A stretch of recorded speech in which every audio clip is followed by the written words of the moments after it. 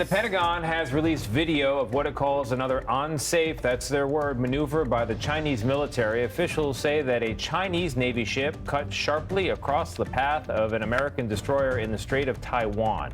It's an incident that comes less than a week after a Chinese military plane came within 400 feet of an American surveillance plane over the South China Sea. For more on that, let's bring in CBS News intelligence and national security reporter Olivia Gazis. Olivia, thank you very much for joining us. I feel like the world's great superpowers are 10-year-olds circling each other on bikes at the end of the block. What is going on here? What's behind these near misses?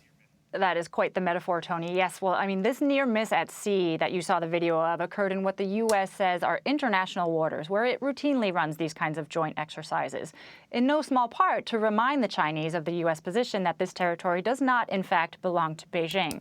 Similarly, in the near miss of the video that we saw in the air, that was a U.S. surveillance aircraft that the Chinese never like having in its space, essentially, but which, again, the U.S. does all the time and in what it maintains international airspace. Rest assured, the U.S. would not be releasing videos of these incidents if it didn't firmly believe that it was in the right and that doing so would exert pressure on the Chinese, portraying them as the aggressors or the 10-year-old bullies in this scenario, if you want to think of it that way.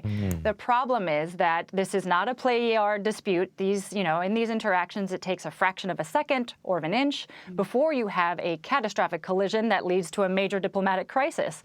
And there's precedent for that. There was a spy plane collision in 2001 that took weeks of nail-biting diplomacy to resolve, and that's the very scenario that officials are seeking to avoid here.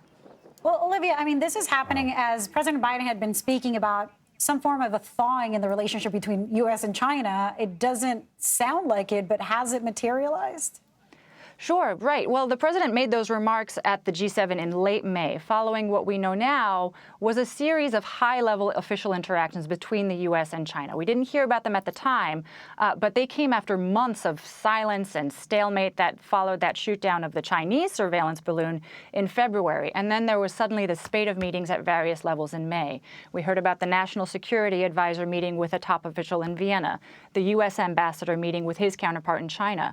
We recently learned the CIA director was also dispatched to Beijing for a secret meeting with his counterparts.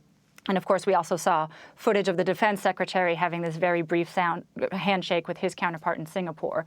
All of these interactions, as big or small as they are important because they are, as officials here put it, laddering up to ever more senior interactions, which should presumably culminate in the Secretary of State finally getting a trip to Beijing back on the books, and presumably after that, a presidential-level interaction.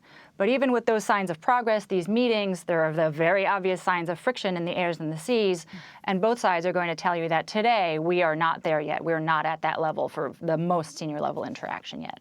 And Olivia, if you could, as a parting comment here, and going back to the big picture, where presumably China is thinking strategically and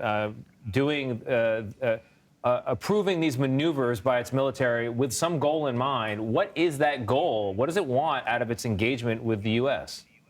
Sure. I mean, the interesting thing is that officials here have told us in private that at least some of these meetings have been the result of Chinese outreach to the U.S. You wouldn't think that given how sharp the rhetoric has been and, again, how these near misses have affected things. But under the surface, there does appear to be desire on both sides to keep the relationship stable and predictable and overall healthier than it has been. All right. Great summary, Olivia. Thank you so much. Thank you.